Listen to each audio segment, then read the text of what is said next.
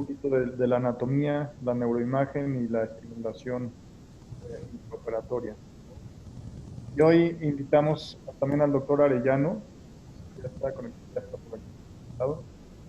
Invitamos también al doctor Alberto Ortega, a la doctora Rocío Mamani y a Javier Jacobo, que son expertos pues, en el aspecto quirúrgico, ¿no? de este tipo de cirugía. Entonces vamos a empezar. Como en las otras sesiones, si alguien quiere comentar cualquier cosa, interrumpir, pues adelante, ¿no? Vamos a empezar con este caso. Si alguien quiere, alguno de los R1 o R2 quiere describir esta imagen y decirnos en dónde se encuentra localizada esta lesión. Déjenme ver quién está por ahí. ¿Quién está de los R1s? ¿Está Karen por ahí?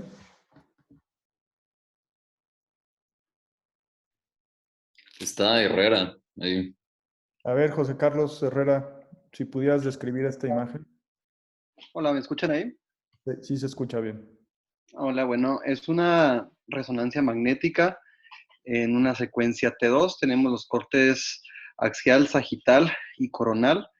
Podemos ver una lesión interaxial de bordes no muy bien establecidos, frontal izquierda, que es hipointensa, la secuencia T2. Ok, entonces frontal izquierda.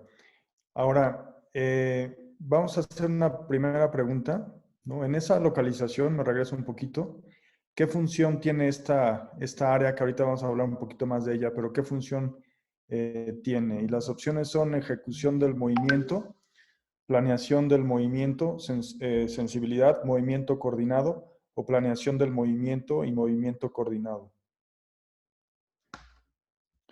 Entonces la mayoría está poniendo planeación de movimiento. ¿Se ven las respuestas ahí? Sí, se ven. Perfecto. Entonces la mayoría está poniendo planeación de movimiento y movimiento coordinado, lo cual es correcto, ¿no? Exactamente, avanzando un poquito. Entonces aquí este es el área suplementaria motora, que también vamos a comentar un poquito más adelante. Pero aquí en el coronal se ve muy bien un poquito la explicación. Por supuesto que hay conexiones entre el área suplementaria motora y el área primaria motora, pero también hay conexiones con su homólogo contralateral, ¿no? A través del cuerpo calloso, y eso permite también que participe en los movimientos coordinados, además de la planeación del movimiento, ¿no? Ahora, ¿alguien más que describa en dónde está localizada esta lesión? ¿Estás por ahí, Germán?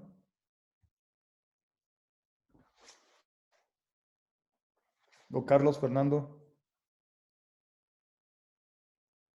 ¿O Rodolfo? ¿Quién está por ahí? Hola, buenas tardes.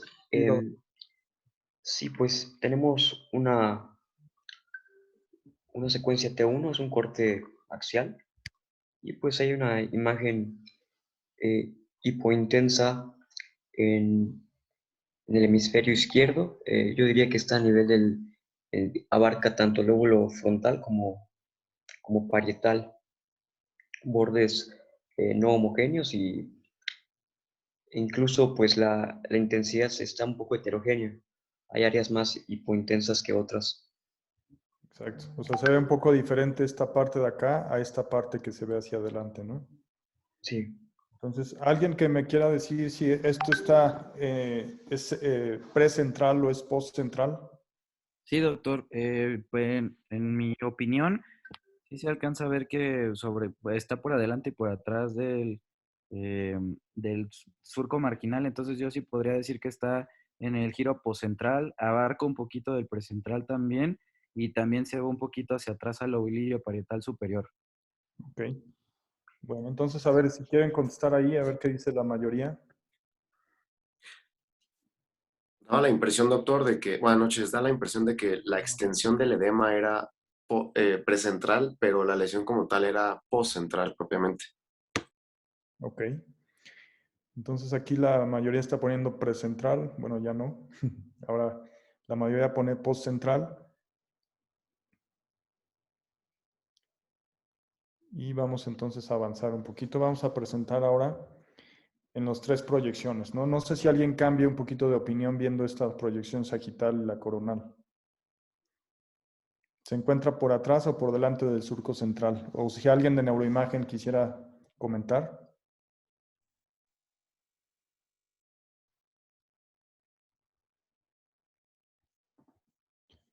¿Hay alguien de imagen que quiera comentarlo? Si no, seguimos.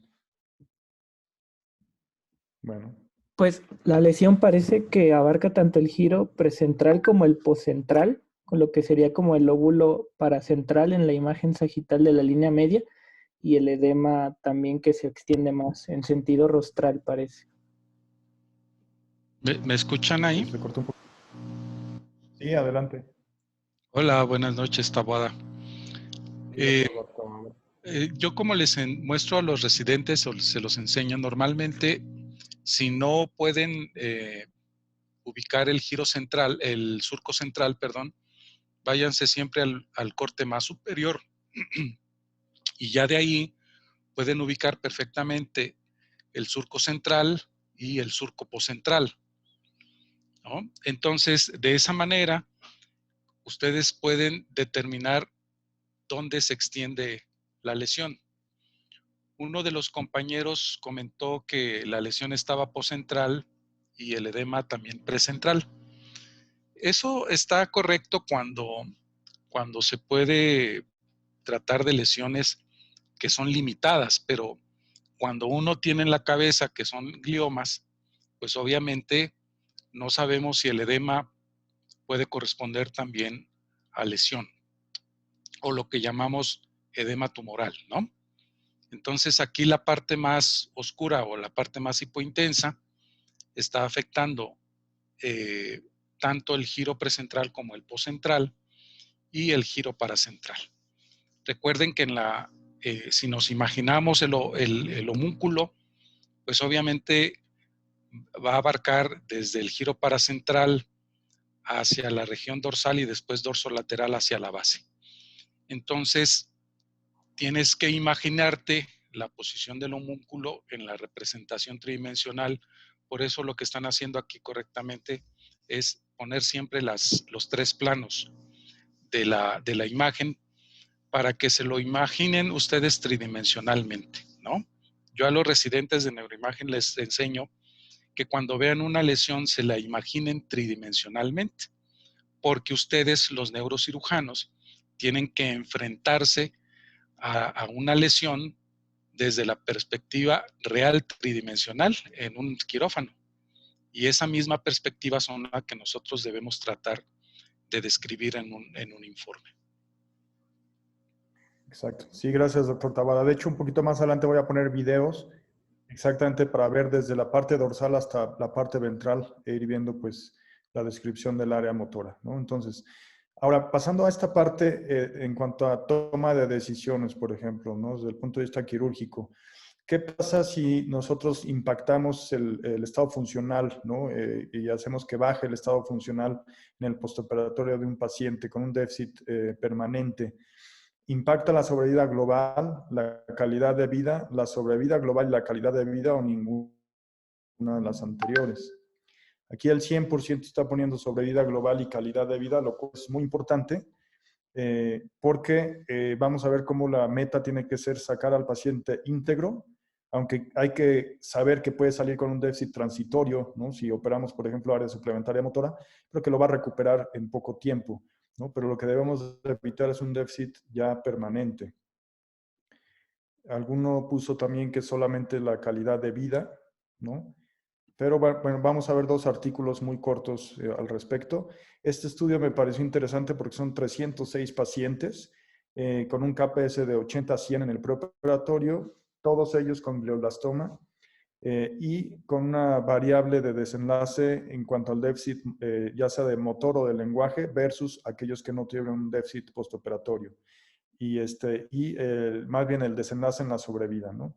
Y aquí lo que vemos es que el paciente que sale con un nuevo déficit motor o con un nuevo déficit de lenguaje, en esta corte de pacientes vivió alrededor de 9 meses, contra aquellos que no tuvieron un déficit postoperatorio, que vivieron prácticamente 3,5 o 4 meses más que los pacientes con déficit. Entonces, esto es muy importante porque sin duda tiene un impacto en la sobrevida del paciente, ¿no? Lo vemos aquí en esta gráfica, ¿no?, de sobrevida. Y el otro aspecto en cuanto a la calidad de vida, también hay una asociación, ¿no?, entre que el paciente tenga un deterioro del estado funcional a nivel postoperatorio en todos los pacientes y particularmente en los gliomas de alto grado, tiene un impacto en su calidad de vida. Entonces, si son pacientes que van a vivir pocos meses o a veces pocos años en el mejor de los casos, pues sí impacta su calidad de vida. Entonces, por eso mismo, con mayor razón hay que cuidar mucho esto. Y aquí me llamó mucho la atención este artículo, que citan a otro artículo de ellos en donde validan esta escala, ¿no?, de calidad de vida y en la cual se puede obtener valores menores a 0, ¿no?, en donde el paciente lo cataloga como peor que la muerte, ¿no? Es decir, que prefería haber muerto y no haber quedado con el déficit postoperatorio que presentaba. Entonces, eso creo que es un buen mensaje. Y esta es esa escala, no la tengo completa porque es se tiene que comprar, simplemente poner que es una escala bastante, aparentemente fácil de aplicar, pero seguramente hay muchísimas otras, ¿no? No voy a detenerme mucho en esto, solamente presento estos artículos así, sin meterme mucho. Todos estos artículos hablan del impacto que tiene la resección máxima en el resultado final en el paciente, ¿no?, en la sobrevida global. Entonces de ahí viene ese concepto de la resección máxima segura, es decir, lo más que podamos quitar, siempre y cuando salga el paciente íntegro. Y esto es algo que vemos mucho en medicina. Este artículo me pareció interesante, habla de este pasaje de la Odisea, ¿no?, de Homero, que habla de entre Escila y Caribdis en la medicina, ¿no?, que es una forma de decir entre la espada y la pared, pero realmente ese dicho de entre la espada y la pared viene de este pasaje de la Odisea, ¿no?, en donde tenía que pasar Ulises, ¿no?, exactamente en el estrecho de Mesina, entre dos monstruos, ¿no? Y bueno, ese era el dilema, ¿no?, de qué hacer. Pero bueno, eso es más o menos a lo que nos enfrentamos en estos casos cuando es un tumor cerca de un área elocuente. Por supuesto, hay muchas áreas elocuentes, pero en esta sesión nos estamos enfocando principalmente a la parte motora. Del sistema motor solamente, pues me voy rápido en esta parte también, comentar que no solamente es la fuerza, ¿no?, sino también el tono muscular, la masa muscular, movimientos anormales que se pueden llegar a presentar, puede haber epilepsia, puede haber problemas de coordinación, en donde para que el paciente coordine bien tiene que tener íntegra la vía motora, y también para la marcha, ¿no?, además de muchas otras cosas, la vía motora es algo muy importante.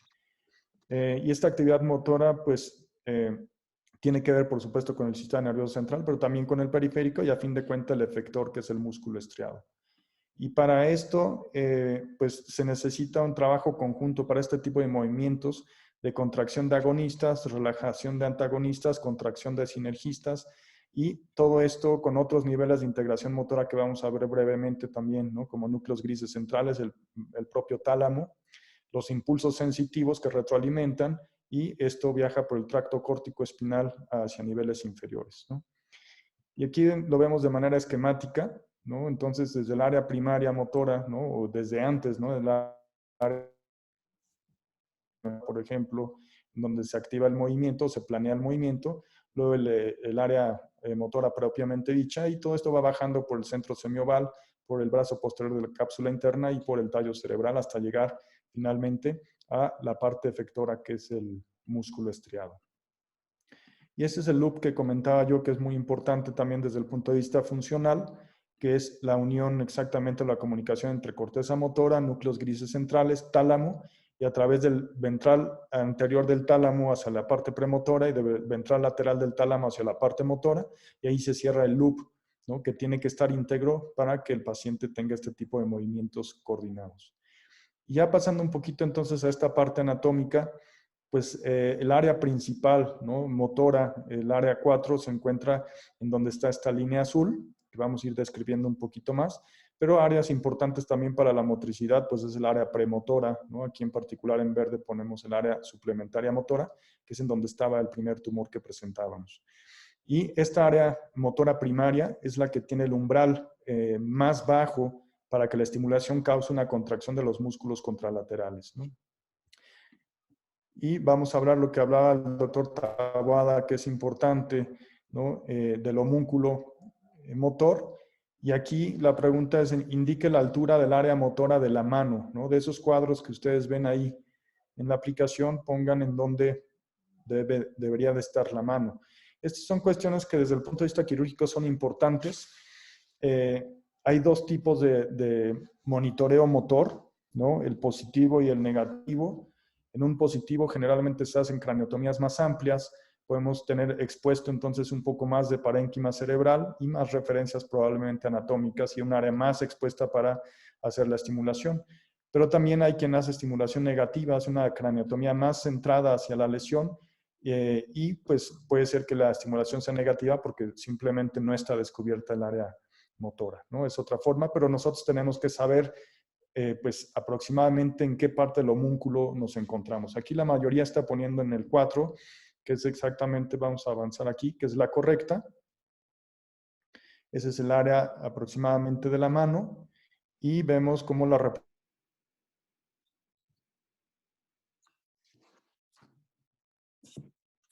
mano de los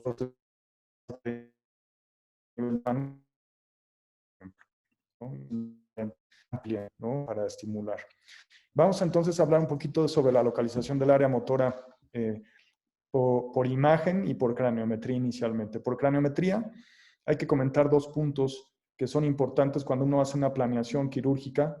El punto de unión del surco frontal superior con el surco precentral y el punto rolándico superior. Primer punto, la pregunta es, ¿este punto de unión del surco frontal superior con el surco precentral es una referencia para encontrar qué estructura? Y las opciones son el área motora de la pierna, el área motora de la mano, el área motora de la cara o ninguna de las anteriores.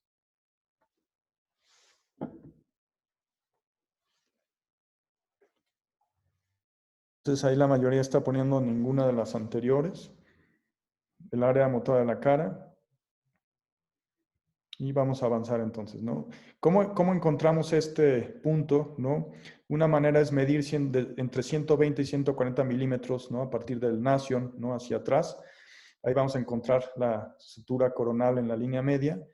Nos movemos 15 milímetros más caudal y de ahí 30 milímetros hacia cualquiera de los lados, ¿no? Y ahí es donde vamos a encontrar este punto que se encuentra exactamente enfrente del área de la mano. Estas son simplemente referencias anatómicas que se tendrán que corroborar con estimulación motora, ¿no? Como vamos a ver. Entonces, estas son las referencias, ¿no? Del surco frontal superior y el surco precentral, ¿no? Y es una referencia también como para saber que estamos arriba del ventrículo. Y el punto rolándico superior lo encontramos 50 milímetros posterior, ¿no? O caudal a la sutura coronal, y ahí es en donde lo vamos a encontrar, que es la unión del surco central en la línea media con la fisura interhemisférica, ¿no? Y es en donde se separa exactamente el área somatosensorial del área motora, ¿no? Caudal y rostral, respectivamente. Es en un corte sagital aproximadamente como veríamos la proyección de la coronal en relación con el punto rolándico superior. Y esto nos va a servir para hacer craniotomías centradas, ¿no? Cuando vamos hacia estas regiones exactamente, ¿no? Hacia el área motora sensitiva un poquito más atrás, pero también hacia el área suplementaria motora. Y vamos a hablar entonces un poquito de cómo encontrar esto de resonancia magnética, ¿no? Tenemos que entonces aprender a encontrar el surco central, el giro precentral, el postcentral, el giro subcentral, el lóbulo paracentral, que ya se comentó previamente también. Y aquí una pregunta es el signo de omega, que muchos de ustedes ya habrán visto o leído, ¿corresponde con qué región? Área motora de la pierna, área motora de la mano, motora de la cara o ninguna de las anteriores. Bueno, entonces la mayoría está poniendo área motora de la pierna, algunos área motora de la mano y otros motora de la cara. Vamos a avanzar. Este es el omega. ¿Alguien que me quiera comentar cuál es la respuesta correcta? Es el de la mano, doctor.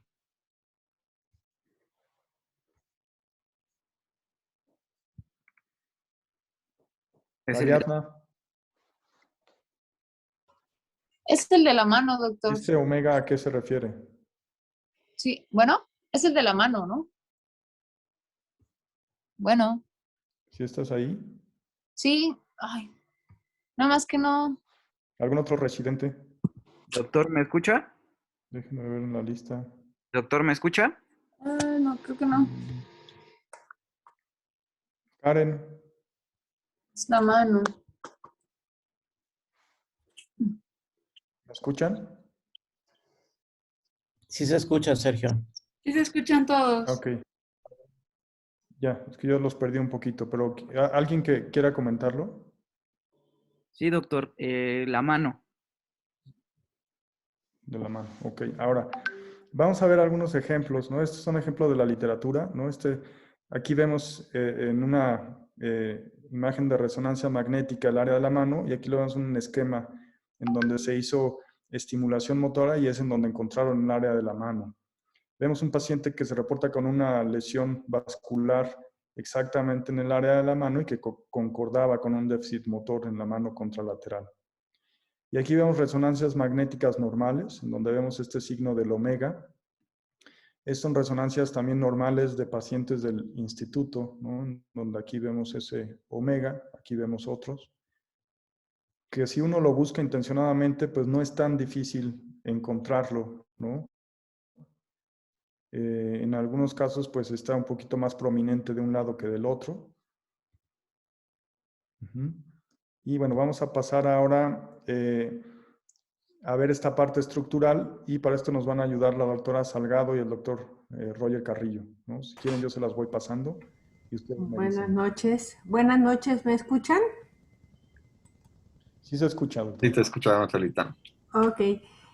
Bueno, estas son las imágenes anatómicas en la que pues está viendo el área motora. Siempre cambia con respecto a la frontal interna y a veces sale muy adelante debido a la angulación que se le dé al T1, al sagital. Hay que tener cuidado, pero desde aquí pues se ve el cambio y se ve el área motora y el área postcentral, el surco de Rolando, ¿no? Entonces, aquí hay más ejemplos. Aquí estaría el área de omega. Para buscarlo, yo desconocía en ese momento, desconocía ese signo, pero ya lo voy a aprender, lo aprendí. Y no quiere pasar, ¿me la pasas, Sergio? Aquí. Y aquí otra vez está la frontal interna y aquí está el área, la cuarta circunvolución, área motora, que está aquí bilateral. Siempre hay que verlo bilateral. Me voy un poquito rápido porque sé que hay mucha gente, ¿no? Y vean, aquí hay una lesión, pues que afecta poco, cómo cambia, afecta poco al área motora, ¿no? A veces no es tan marcado y ni anatómico, a veces sí no coincide mucho el área motora, entonces cuando nos tenemos que ir sobre todo al corte sagital. Aquí tienes una lesión con muy poco efecto de masa que está en el área motora. ¿La que sigue? Esta es una resonancia normal donde pues se ve el lóbulo temporal, la cisura de Silvio, y aquí está más anatómico y vamos a ver la cuarta circunvolución, ¿no? Y compararlo. ¿Esta sería entonces, doctora? Esta sería la, sí, porque central, depende ¿no? el corte, aquí depende mucho la angulación y aquí sería la parietal, ¿no? Es que depende el corte y depende a qué altura lo tomes, ¿no? Más arriba o abajo. La cisura. ¿Y qué otra sigue? Claro. Creo que siguen las de la resonancia. De ahí ir bajando. Sí, ahí se va viendo cómo cambia. Y aquí hay un proceso ocupativo. No sé si alguien quiere opinar más. Parece un absceso que está por delante, al parecer. Estos casos yo no los había visto, pero aquí comparamos siempre con el otro lado. Aquí sería el área motora y acá está en el área motora, ¿no? Este paciente lo escogimos porque es un paciente, sí, es un paciente que debutó con epilepsia, con crisis parciales simples motoras de la mano derecha. Así es como debutó. y viendo, haciendo la correlación de lo que veíamos, por ejemplo, ¿no? Del omega. Tiene edema. ¿Perdón? Una lesión que es frontal, que está acá. No sé si alguien más iba a hablar. ¿Quién? Ok. No, adelante, vamos a seguir con este entonces. Este es otro caso, que también en este caso tenía un déficit motor, casi plegia de la mano izquierda, y tenía crisis parciales simples motoras inicialmente. Y está más ensanchada el área motora y está la lesión ahí en su interior que se asocia a algo de edema cerebral, ¿no? Aquí está ensanchada y acá está la otra. De hecho, aquí vemos muy bien cómo se mete al omega, ¿no? Lo que habíamos estado viendo. Está agrandada, ¿no? Expandida. No. Por el bueno, vamos a pasar a esta parte de funcional, que no me voy a detener mucho en esto, porque la doctora Salgado, igual el doctor Carrillo, me mandaron algunas diapositivas, entonces me voy a saltar esta parte. Y si quiere, doctora Salgado, otra vez. Bueno, un poquito de historia. La resonancia magnética llegó a Guadalajara, llegó a Monterrey, punto 3, con el doctor Rangel, y en 87 llegó por primera vez una de punto 5 al instituto. Primero era una de tipo francesa y después se cambió un General Electric. Prácticamente en esos meses muchos de mis compañeros pues vivimos desde la construcción de la casita de resonancia magnética, y nos daba estas imágenes que para nosotros en ese entonces, ahorita para los residentes han de decir que feas imágenes, pero para nosotros era una maravilla, ¿no? Y podíamos ver los aneurismas, etcétera. Aquí, si me la pasas, la que sigue, no la puedo pasar. Luego en el ABC 92 llegó la angioresonancia, ya había equipos de más de un Tesla, se abrió el del Ángeles y luego se abrió el del ABC en 92 y empezamos con el doctor Rafael Rojas los cortes de angioresonancia, que era para ver una forma gruesa como si estaban desplazadas o no, y en 97 llegó la funcional, que esta fue la primera imagen que hizo el doctor Fernando Barrios. Ya necesitábamos de un físico médico y especializado en imágenes, y es normal, esta imagen fue nuestra primera imagen, y pues ya metíamos los tumores y veíamos qué tanto estaba desplazada las áreas funcionales elocuentes, sobre todo hacíamos mucho área motora. La que sigue. Y se pensaba que con el Volt íbamos a leer la mente, pero pues solamente podemos ver áreas elocuentes. La que sigue, aunque esta es de 1997, pues no lo pudimos ver. Y esto fue el cambio, como les dije, en 97, en enero de 98 arrancamos, y pues traía difusión, perfusión y sobre todo el Volt, donde estábamos haciendo aquí un Volt motor que está en el área motora. Y bueno, esto se puede ver y se puede reconstruir en tercera dimensión. Esto ya lo hacían los físicos. Y ya en 2002 se cambió el primer equipo que llegó de 3 Tesla al instituto y empezó a hacerse tractografía, que ya ahorita Roger nos va a explicar esto. ¿La que sigue? Que siempre era un grupo.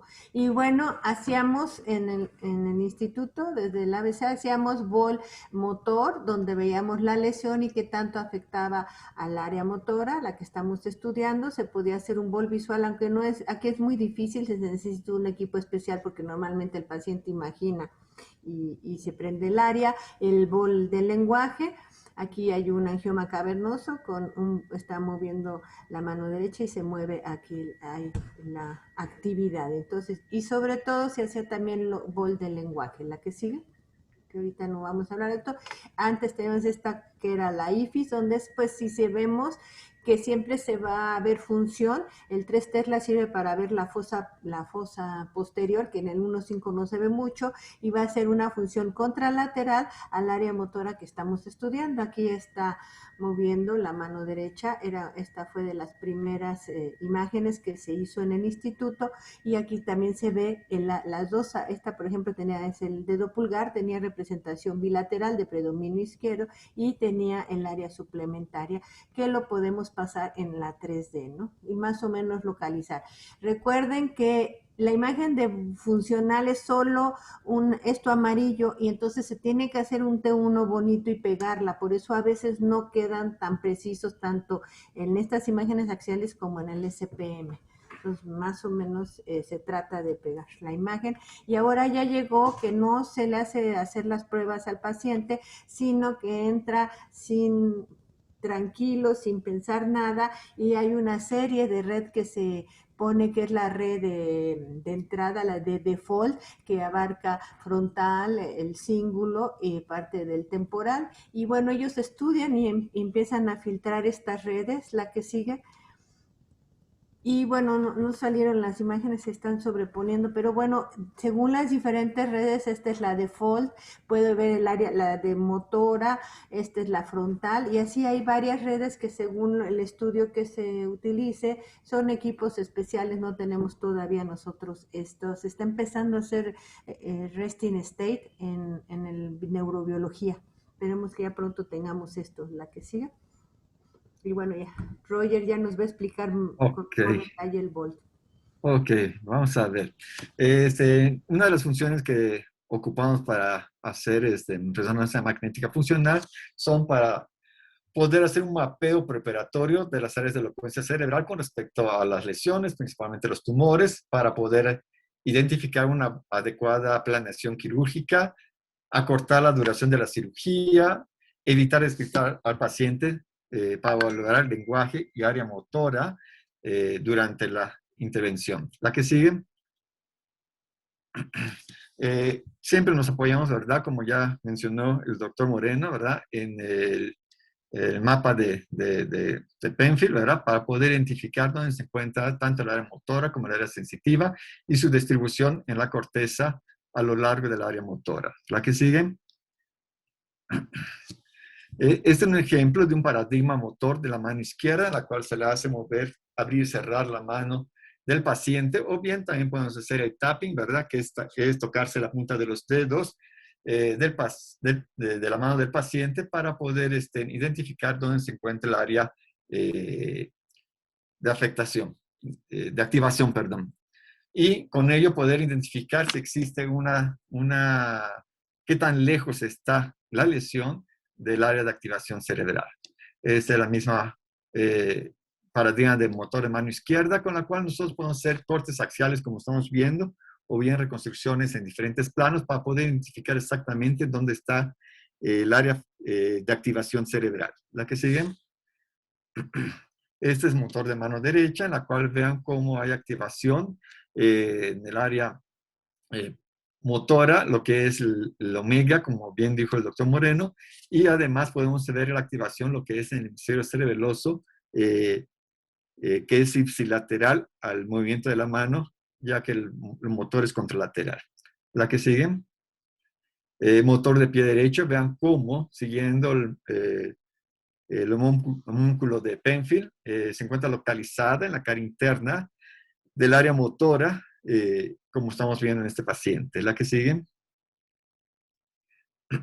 En este paciente que tiene una angioma cavernosa, también se le pidió que hiciera también movimiento de la mano del lado derecho, y vean cómo está la activación en el lado izquierdo. La que sigue.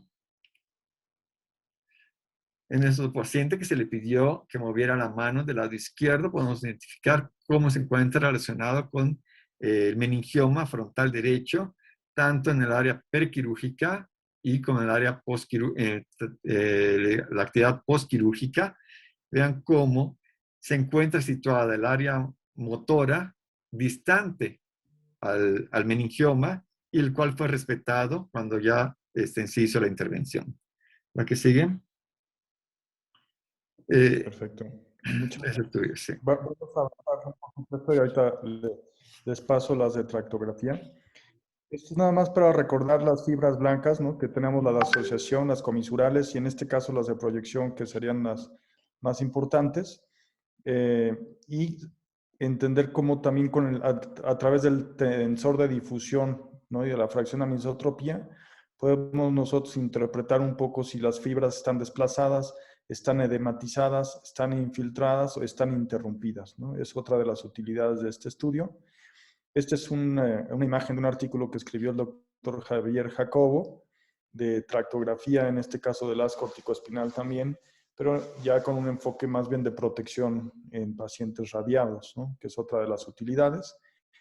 Otra paciente operada, ¿no? Había sido operada en otro sitio, vemos cómo atravesaron parte de las fibras corticoespinales y la paciente salió con un déficit motor discreto, pero que a lo mejor se podría haber evitado si se hubiera hecho una planeación prequirúrgica. Y doctor Carrillo, estos son esquemas en los cuales lo que ya dijo el doctor Moreno acerca de cómo podemos identificar los tractos. Vemos que hay desplazamiento, nada más. Generalmente eso lo produce los tumores extraxiales principalmente, o bien que puede estar dispersas las fibras porque hay edema, o bien porque hay infiltración tumoral, pero no solo las desplaza, sino las hace irregulares y más tardíamente, si es muy agresivo el tumor, se puede destruir. La que sigue. En este ejemplo vemos cómo hay un meningioma, es un tumor extraxial, y vean cómo la vía piramidal, la vía corticoespinal, se encuentra totalmente desplazada y no se encuentra ni dispersa, ni se encuentra interrumpida, ya que es un tumor extraxial. La que sigue. En este otro ejemplo vemos cómo es un tumor intraxial, ¿verdad? En la cual vamos a ver cómo hay dispersión en la coronal que estamos viendo abajo a la izquierda, hay dispersión de las fibras e interrupción de las mismas. Por lo tanto, hay algo, vemos que tiene tanto efecto dispersivo, ¿verdad? Ya sea por el edema o ya sea porque está infiltrando el tumor, y también hay interrupción de las mismas. La que sigue. En este glema bifrontal vemos cómo podemos aprovechar el mapa de colores también para poder identificar la ausencia de las vías y con ello poder decir que se encuentran interrumpidas. Y en la reconstrucción que tenemos en las proyecciones sagitales, vean cómo la vía corticoespinal se encuentra adelgazada porque la mayoría de las fibras se encuentran desplazadas e interrumpidas por un proceso infiltrante. En estos dos ejemplos nos sirve para ver dónde se encuentra situado el tumor con respecto a la vía corticoespinal y si le encuentra afectando, vemos que se encuentra totalmente a 2 centímetros por delante de la vía corticoespinal y por lo tanto no está participando en esta vía. La que sigue es el mismo ejemplo, ¿verdad? Con otras proyecciones, es la facilidad de tener diferentes proyecciones, y también podemos integrar lo que es la secuencia Wald junto con la tractografía para poder confirmar dónde se encuentra localizado tanto la vía córtico-espinal así como la corteza motora con ambas secuencias. Y en este paciente que tiene un astocitoma anaplásico, pero muy grande, de una gran extensión, que logra interrumpir algunas de las fibras de la vía córtico-espinal, y el área motora se encuentra prácticamente en el borde del tumor. Creo que sería todo. La que sigue. Muchas gracias, doctor Carrillo. Bueno, voy a irme un poquito más rápido en esta parte porque para mí va a ser muy importante escuchar la opinión de muchos expertos que tenemos aquí. Pero bueno, una pregunta para los residentes. ¿Cuál de los dos tipos de estimulación es más selectivo para la localización del área motora? ¿Bipolar, monopolar o es exactamente lo mismo? Okay, entonces aquí el 100% está poniendo bipolar. ¿Y cuál de los dos tipos de estimulación motora permite medir distancias, ¿no?, hacia el tracto motor? ¿Bipolar, monopolar o ambas por igual? Ambas por igual. Y algunos comentan que el bipolar. Ahorita vamos a comentar. Bueno, no sé si alguien, está por aquí el doctor Arellano, también el doctor Ortega, la doctora Rocío Manani y el doctor Javier Jacobo. No sé si alguien quiera comentar la diferencia entre la estimulación bipolar y monopolar, cuándo usan una y cuándo usan otra. Buenas noches, Alfonso Arellano. ¿Me escuchan? Sí, buenas noches, adelante. Sí, pues que fue muy interesante que abordaran con una encuesta para ver pues cuál es la opinión general de nuestros residentes. En realidad, ambas técnicas son muy útiles, pero sí es muy importante saber pues todos los aspectos técnicos de cada una, saber qué se espera de cada una, cómo se ejecuta, en qué condiciones. Por ejemplo, la técnica bipolar, como muestra aquí el doctor Moreno en su esquema, pues se basa en el paso de una corriente entre dos polos que están separados aproximadamente 5 milímetros y tratando de generar un campo entre estos para selectivamente ir encontrando el área elocuente. En el caso de la técnica monopolar, normalmente se hace con un registro electromiográfico al mismo tiempo y se emite una corriente no continua, a diferencia de la bipolar, sino en trenes de 5 impulsos que hacen que haya un acoplamiento entre el impulso generado en la corteza y un registro electromiográfico. Si no se hace así, esta técnica pues puede generar daño y puede generar crisis. Ambas técnicas pueden generar crisis al estimular el área motora, pero si cada una de estas se efectúa en los umbrales adecuados, con la técnica adecuada, en general es muy segura, muy confiable y se tienen tasas altas de localización del área motora si se expone adecuadamente. Me gustaría escuchar igual la opinión de algunos de los otros adscritos. Sí, gracias, doctor Arellano. ¿Alguien más quiere comentar sobre este tema? Sí, si no, vamos avanzando un poquito más. Y si alguien quiere interrumpir, me interrumpen, ¿no? Estas son las opciones que tenemos de tipo de estimulación, ¿no? Así de una manera exhaustiva, ¿no? Estamos poniendo incluso estimulación cerebral profunda, ¿no? O estimulación muscular directa, ¿no? Pero realmente ahorita nos estamos enfocando en la estimulación cortical directa, ¿no? Que es la que comentó el doctor Arellano, que puede Sergio, ser monopolar. un favor, ¿puedes regresarte el esquema previo de las intensidades? Claro. Sí, solo un detalle, vean cómo tiene que haber un acoplamiento entre el sitio anatómico donde estimulamos y la intensidad que necesitamos. Por ejemplo, la estimulación eléctrica transcraneal, 240 miliamperes. Es una corriente muy alta comparada a los 2 miliamperes que necesitamos para estimular directamente la corteza cerebral, o a lo mejor los 10 miliamperes que necesitamos para encontrar a nivel epidural el área motora. Este es un punto muy importante. La intensidad es uno de los parámetros más relevantes, como vieron en los artículos que nos mandó el doctor Moreno. Muchas gracias. Y gracias, doctor Arellano. Sí, de hecho, esto tiene mucho que ver con la resistencia o con la impedancia del tejido, ¿no? Entonces, esto queda exactamente muy claro viendo la intensidad que se requiere, ¿no? Para tener una respuesta, ¿no? Que si nos vamos, como comenta el doctor Arellano, de 240 miliamperes para una estimulación transcraneal hasta una estimulación neural directa, ¿no? Que se puede utilizar en cirugía de nervio periférico, por ejemplo. Es completamente diferente la intensidad requerida, ¿no? Voy a saltar un poquito esta parte. Bueno, simplemente comentar que en quirófano pues podemos tener algunos artefactos y hay que cuidar también eso, ¿no? Para que sea un monitoreo confiable. Puede ser un mapeo cortical y puede ser un mapeo subcortical dependiendo de qué tipo de lesión es la que estamos operando y qué tan superficial o profunda se encuentra. Y aquí viene una pregunta nuevamente para los residentes, ¿no? Si evaluamos de manera preoperatoria a nuestro paciente, ¿no? ¿Cuál sería, de acuerdo a las recomendaciones, la fuerza mínima requerida para poder hacer una estimulación cortical directa, ¿no? de la vía motora? Y las opciones son estas: sin contracción, rastros de contracción, movimiento activo al eliminar la gravedad, movimiento activo contra la gravedad, movimiento activo contra ligera resistencia, moderada resistencia o fuerte resistencia, o tiene que estar normal, ¿no? Aquí el 100% está poniendo movimiento activo contra la gravedad, ¿no? Lo cual es correcto. Si tenemos un paciente, por ejemplo, que no tiene contracción, pues difícilmente vamos a poder hacer un registro motor. No sé si alguien quiera comentar algo al respecto o tiene alguna experiencia diferente.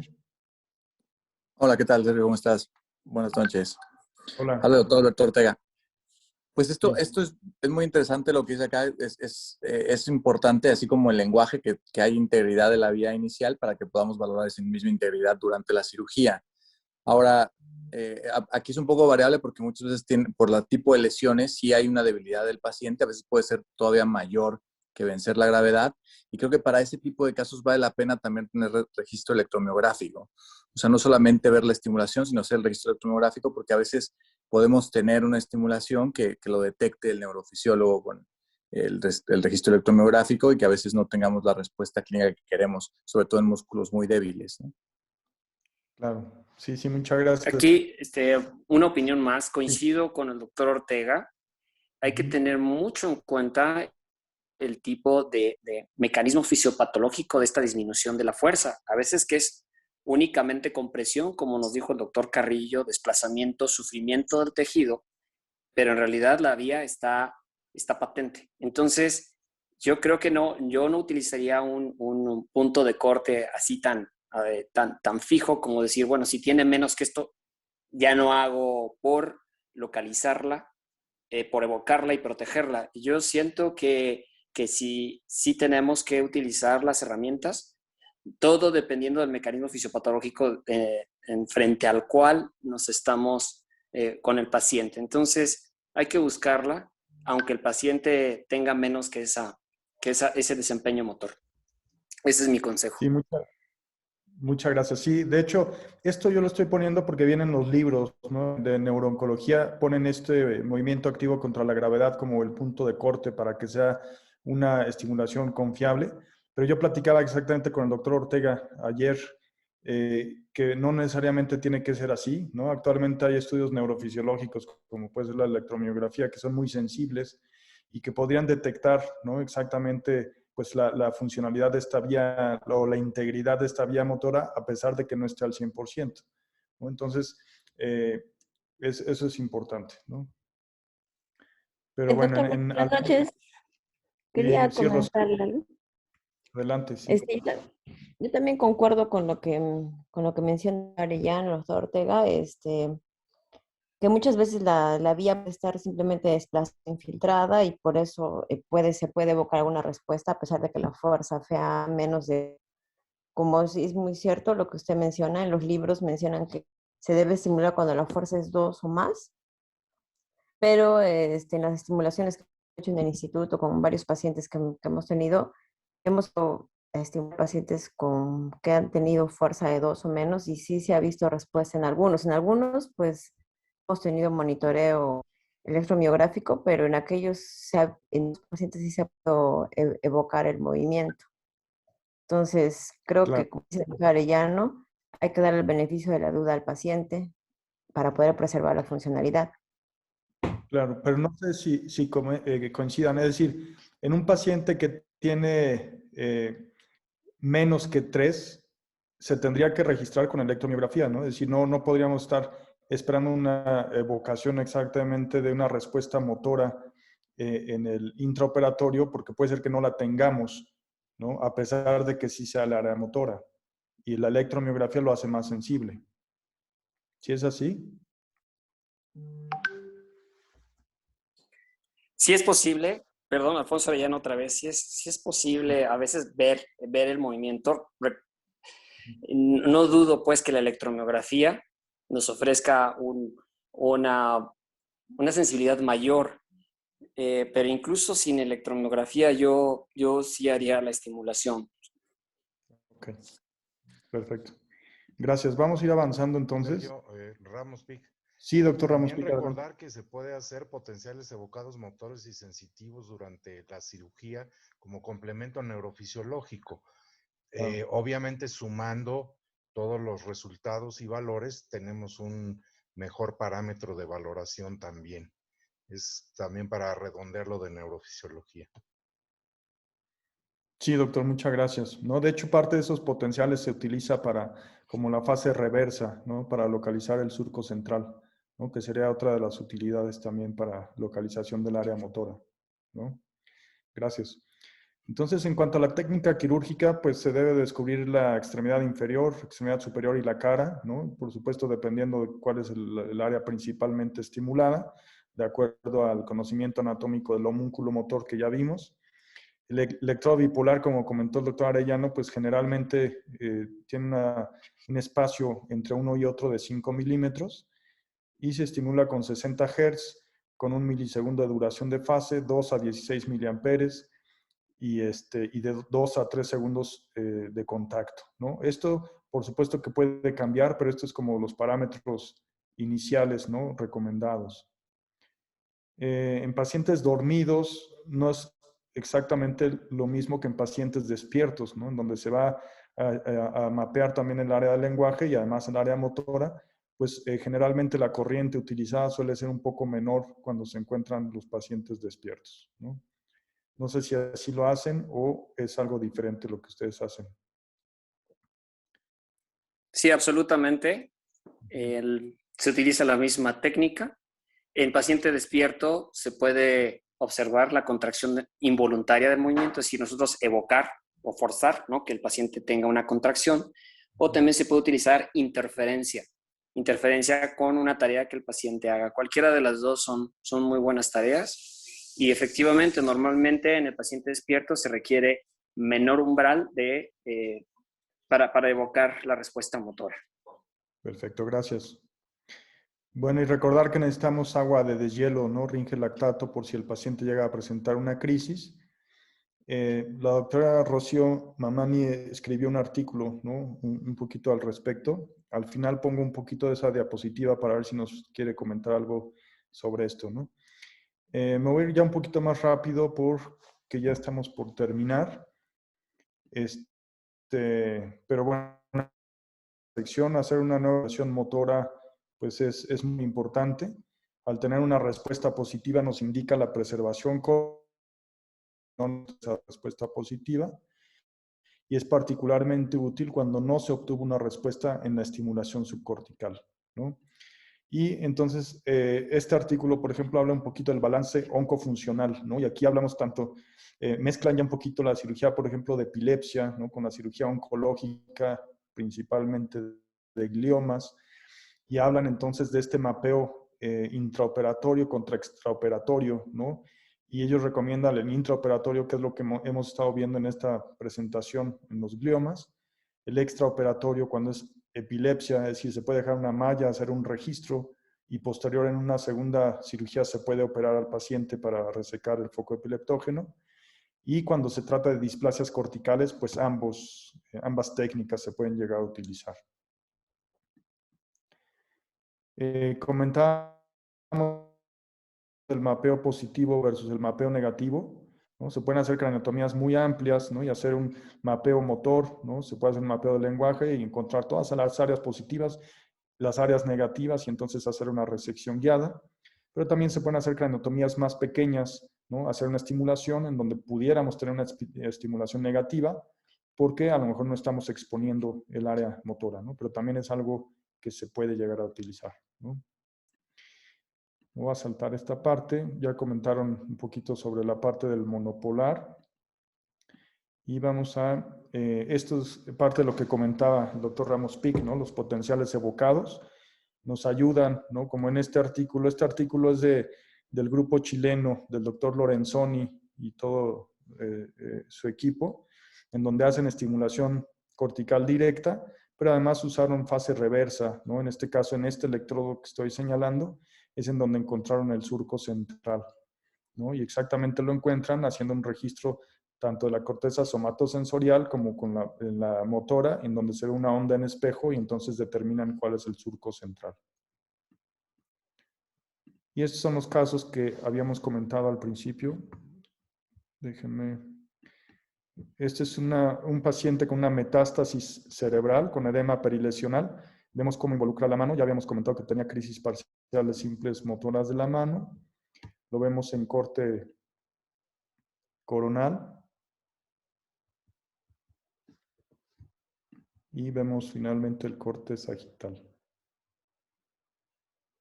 ¿no? Que pareciera que está exactamente empujando el área motora, ¿no? De adelante hacia atrás. Vemos el T2. Vemos la planeación, ¿no? Guiándonos primero por craniometría. Si podemos utilizar un navegador, pues también nos ayuda a centrar la lesión, hacer una craniotomía centrada, hacer una estimulación motora y entonces hacer un mapeo, ¿no? De la extremidad superior en este caso, y entonces decidir por dónde entrar por esta ventanita y hacer una resección completa en donde se mantiene preservada la función motora del paciente, ¿no? Vamos a saltarnos esta parte y este es el siguiente caso que habíamos presentado. Voy a saltar. Este es el paciente en el postoperatorio inmediato, donde vemos como si hay una paresia de la mano, sin duda. Sin embargo, la mueve y seguramente este paciente va a recuperar, ¿no? Donde tuvimos una estimulación positiva, ¿no? Y este otro caso, también una metástasis del lado contralateral, del lado derecho, en este caso ya prácticamente con una plegia de la mano, y vemos por qué, ¿no? Aquí vemos cómo se mete, ¿no? Exactamente a lo que vimos como ese signo omega, prácticamente la lesión está ahí adentro, ¿no? Voy a saltar ya esta parte para la discusión final. Aquí igual se hizo una resección prácticamente completa de la lesión y la paciente incluso mejoró un poquito la fuerza en relación con el preoperatorio y prácticamente con un mucho mejor control de las crisis parciales simples motoras. Y bueno, este es el artículo, ya nos quedan 2 minutos, que comentaba análisis de las crisis intraoperatorias. No sé si algo de lo que...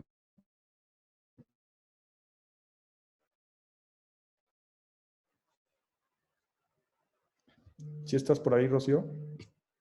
Si no, lo comentamos. En este caso, lo que hizo Rocío fue pues hacer un estudio descriptivo, ¿no? De las crisis intraoperatorias en pacientes que eran sometidos a una estimulación cortical directa y hacer un poquito la descripción, ¿no? De los factores asociados a las crisis intraoperatorias. Y uno de los factores que encontró aquí es el volumen tumoral inicial, ¿no? A mayor volumen, mayor riesgo de tener crisis intraoperatorias.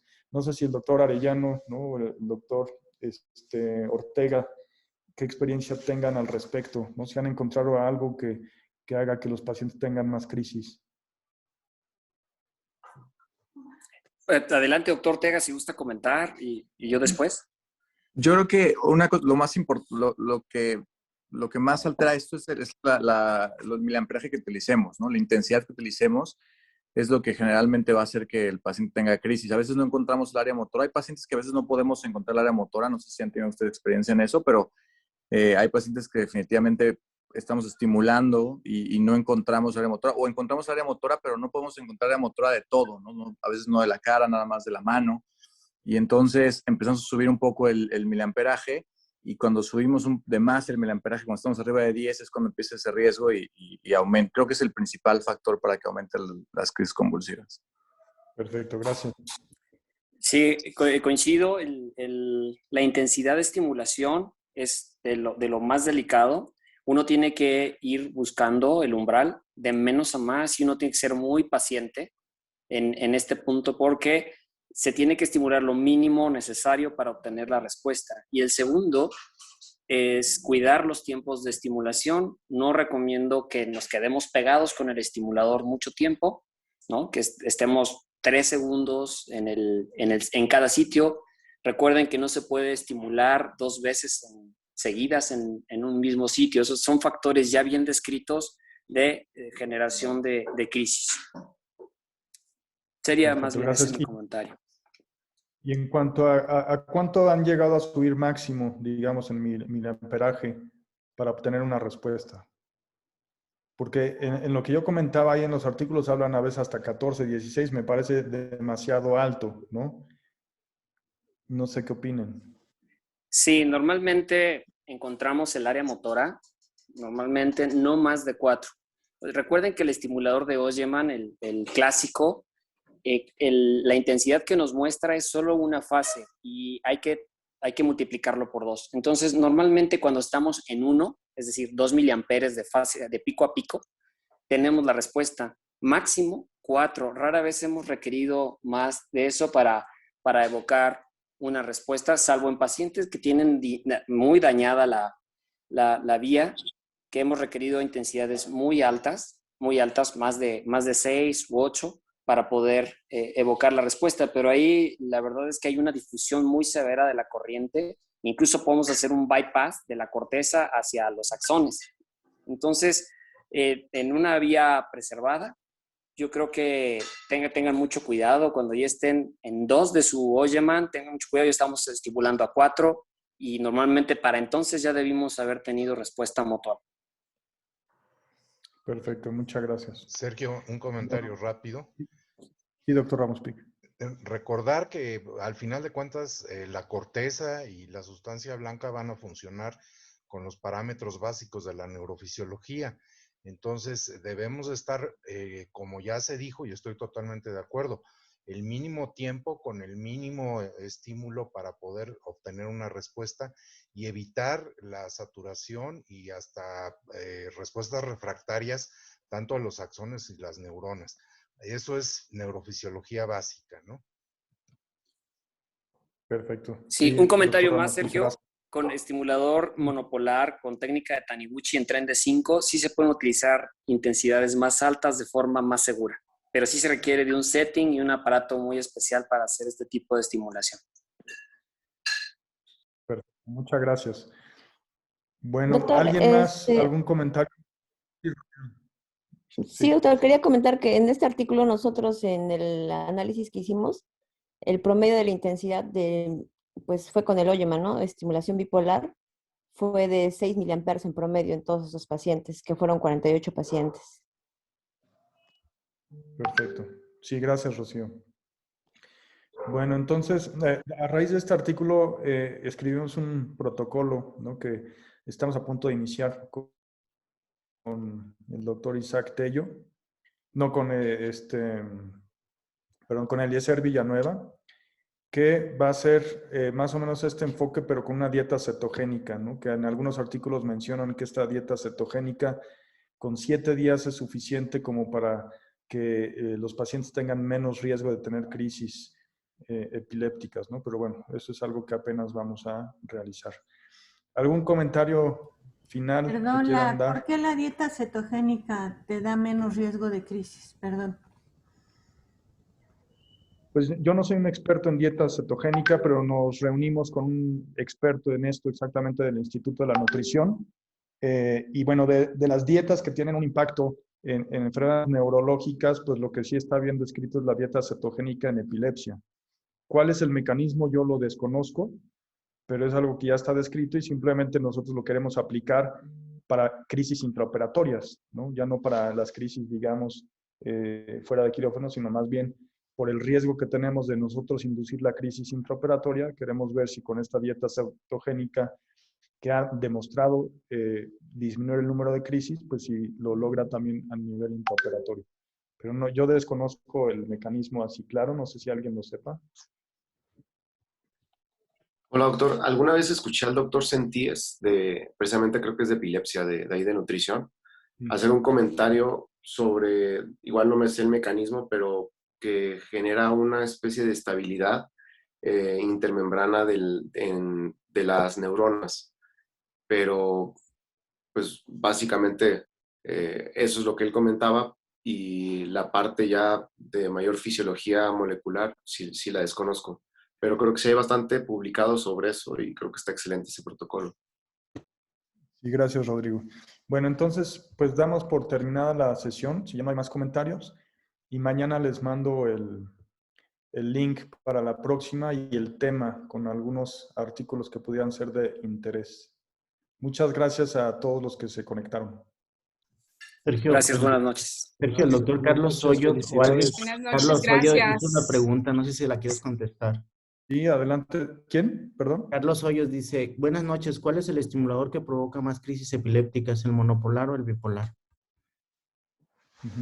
No sé si alguien quiera comentar eso. Sí, perdón, si gustan, yo la respondo.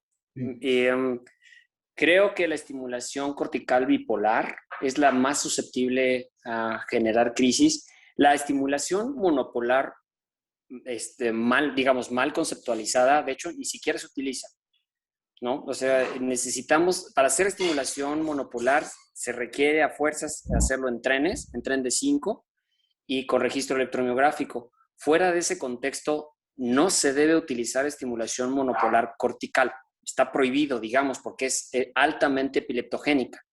Pero digamos, si comparamos técnica bipolar bien utilizada y técnica monopolar bien utilizada en tren de 5, yo creo que la bipolar es la que genera más frecuencia de crisis. Pero sí depende mucho de los hábitos del cirujano, de la escuela, de cómo empleen su estimulación para que ustedes tengan una tasa alta de crisis o una tasa baja de crisis.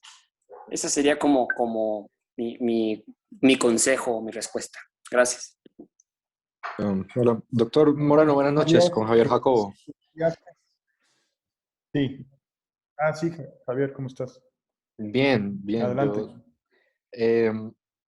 Pues no, entiendo la gran experiencia que tiene el doctor Arellano, pero pues digamos que en las revisiones grandes no he encontrado una diferencia entre la prevalencia de crisis asociada a estimulación monopolar o bipolar. Realmente no hay una gran diferencia, pero seguramente depende de, como muchas cosas en medicina, pues es operador dependiente probablemente. Claro. Sí, muchas gracias, Javier.